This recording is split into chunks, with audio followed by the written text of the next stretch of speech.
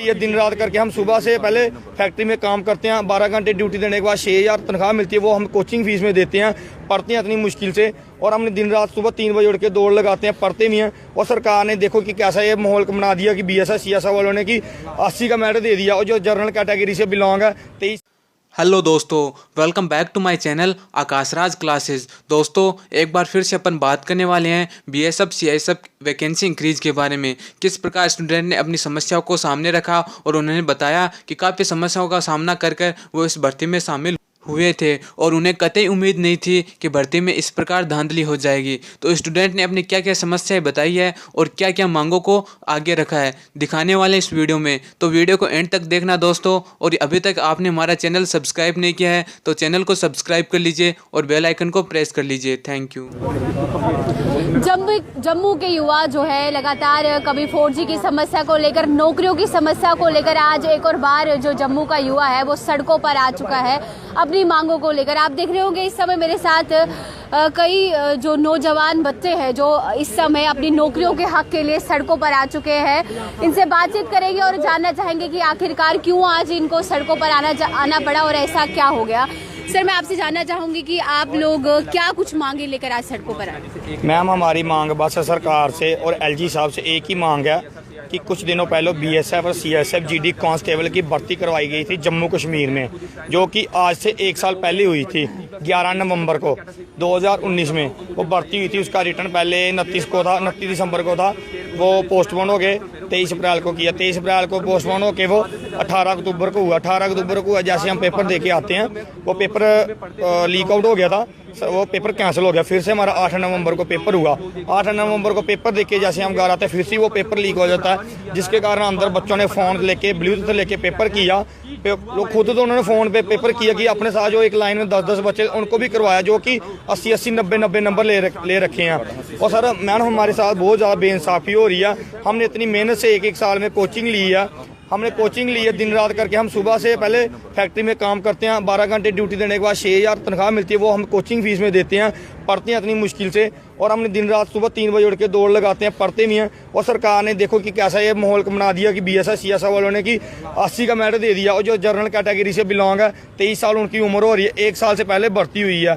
अब बताओ general category वाले कहाँ जाएंगे? वो आज तक कभी 80 का मेरिट गया, 80 का मेरिट आज तक कभी तक लाइफ में गया ही नहीं अभी तक। आप कह रहे हैं कि साफ तौर पर जो जनरल कैटेगरी के स्टूडेंट्स हैं उनके साथ बेइंसाफी की गई है, क्योंकि इससे पहले इतना मेरिट हाई नहीं किया। तो देख सकते हो पूरी लिस्ट में अभी तक मैम, अभी कुछ दिनों पहले 1.5 साल पहले SSC GD कांस्टेबल की भर्ती हुई थी, उसमें जनरल का मेरिट 52 गया, SC का 51 और जो OBC का 36 गया। अभी मैम वो 450 वैकेंसी थी, ये 1356 वैकेंसी। इसमें कैसे मैम मेरे को बताया जाए कि 80 का मेरिट कैसे जा सकता है? क्योंकि फ़ोन और ब्लूटूथ के कारण इतना ज़्यादा मेरिट गया। हमारी LG साहब से गुजारिश है, और मेरे डॉक्टर PMO अपने जतेंद्र सिंह से मेरी बात हुई थी, उन्होंने कहा ठीक है हम आपके लिए सेकंड फेज की जो लिस्ट निकलवा देंगे। अभी मैम 1 तारीख मेरी उनके साथ मीटिंग हुई थी, आज 12 तारीख होने को सिर पर, अभी तक हम कोई लिस्ट नहीं आ रही है। सरकार झूठे वादे कर रही है और हम युवाओं के साथ खिलवाड़ कर रही है। और अनुराग ठाकुर जी कल बोल रहे हैं JK मीडिया में कि हमने 70,000 नौकरी जम्मू कश्मीर के युवाओं के लिए भेजी है, और अरविंदर रैना जी कहते हैं 50,000। वो नौकरी अभी तक है कहाँ पे?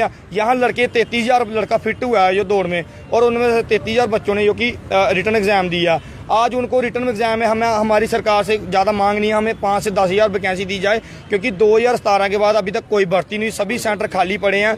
और ये अभी जम्मू कश्मीर के बच्चों 15 महीने हुए ड्यूटी बनने के बाद अभी तक कोई नौकरी दी थी, वो भी 1000, उसमें भी धांधली चल रही है। हमारी सरकार से और LG साहब से गुजारिश है कि वैकेंसी को जल्द से जल्द इंक्रीज़ किया जाए, और SC और जनरल का जो मेरिट इतना हाई गया 80 और 76 गया, उसको नीचे किया जाए। जय हिंद, जय भारत होनी चाहिए। सरकार ने तो बड़े बड़े दावे किए थे कि जम्मू कश्मीर में बड़ी बहुत सारी नौकरियां, 50-70 की तो छोड़िए आप, अगर 20-30 हज़ार भी आ जाए तो कहीं ना कहीं जम्मू का युवा जो है सेटल हो जाएगा। क्या लगता है आपको, सरकार कहीं ना कहीं उम्मीदों पे क्या खरी उतरी है? नहीं, अभी तक सरकार कोई हमारे उम्मीदों पे खड़ा तो नहीं उतरी।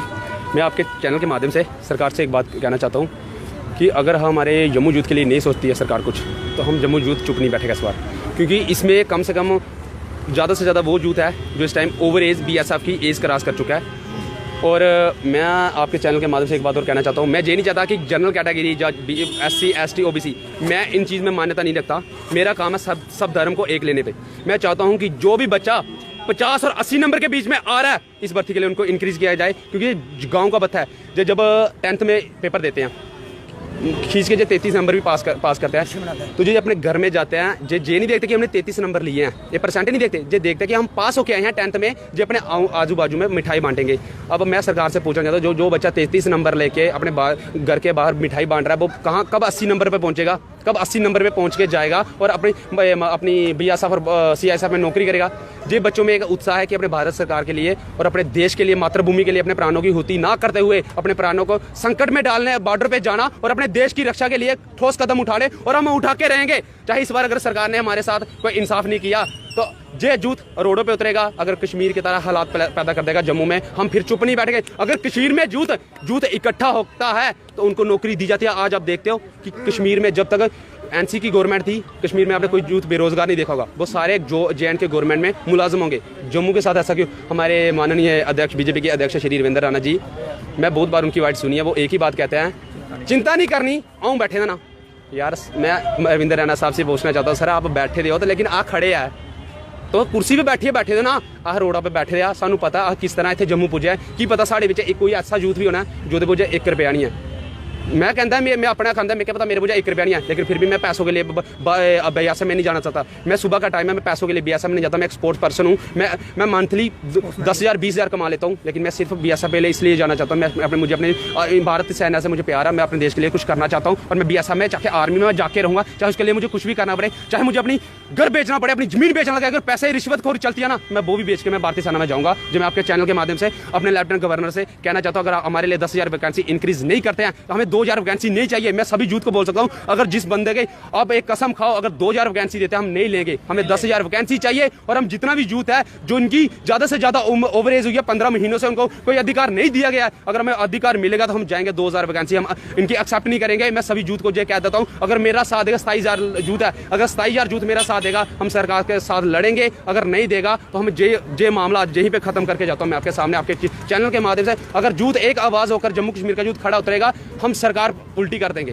कहते हैं ना, अगर हम एक अपना वोट डाल के सरकार चुन सकते हैं ना, तो हम इतनी ताकत रखते हैं, हम उस सरकार को गिरवा भी सकते हैं। जो हमारे यूथ में इतनी पावर है। जम्मू के साथ DDC जो इलेक्शन हो रही है, इसको मैं गवर्नमेंट को कहना है, इसको छोड़ दो, जो कुछ नहीं रखा इसमें। यूथ के बारे में सोचो, जो बेरोजगार की तरह दौड़ रहा है, जो कोरोना शोना सब खत्म है, इन यूथ के बारे में सोचो। जय हिंद, जय भारत। स्पोर्ट्स पर्सन हो आप, और खुद आप में इतना जुनून है कि आप BSF में भर्ती होना चाहते हो, फिर भी आपको एक मौका नहीं दिया। जी मैम, मैं स्पोर्ट्स में 3 नेशनल खेल चुका हूँ मैम।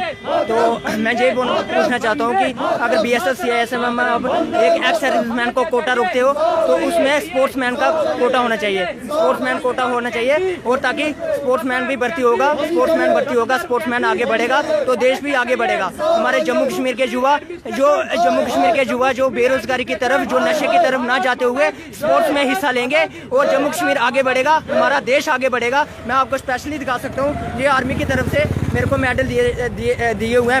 मेरे पास सर्टिफिकेट पड़े हुए हैं, नेशनल के पड़े हुए हैं, आर्मी के मेडल्स एंड सर्टिफिकेट आर्मी के पड़े हुए हैं। मेरे पास EWS कोटा, मेरे पास बैकवर्ड एरिया, सब कुछ पड़ा हुआ है। ना कि मेरे को BSF CISF में 1 नंबर की छूट नहीं दी जाती है। जितने का मैंने पेपर किया था उतने मेरे को एग्जाम पेपर आए हैं। और EWS और एक्स सर्विसमैन क्या 35 का मेरिट जाता है। वैसे क्यों होता है? तो इसलिए मैं PM नरेंद्र मोदी से, लेफ्टिनेंट गवर्नर जी से यही गुजारिश करना चाहता हूँ कि स्पोर्ट्समैन की तरफ से ध्यान दीजिए, और स्पोर्ट्समैन आगे बढ़ेगा तो हमारा देश, हमारा जम्मू कश्मीर आगे बढ़ेगा। जय हिंद, जय भारत। जी, आपके हाथ में भी ये आप मेरा EWS लगाया था, मेरा नंबर नहीं आया। पहले मैं जाता हूँ, पेपर देने जाता हूँ, 18 अक्टूबर को मेरा पेपर होता है, 19 तारीख को मैं जमा करा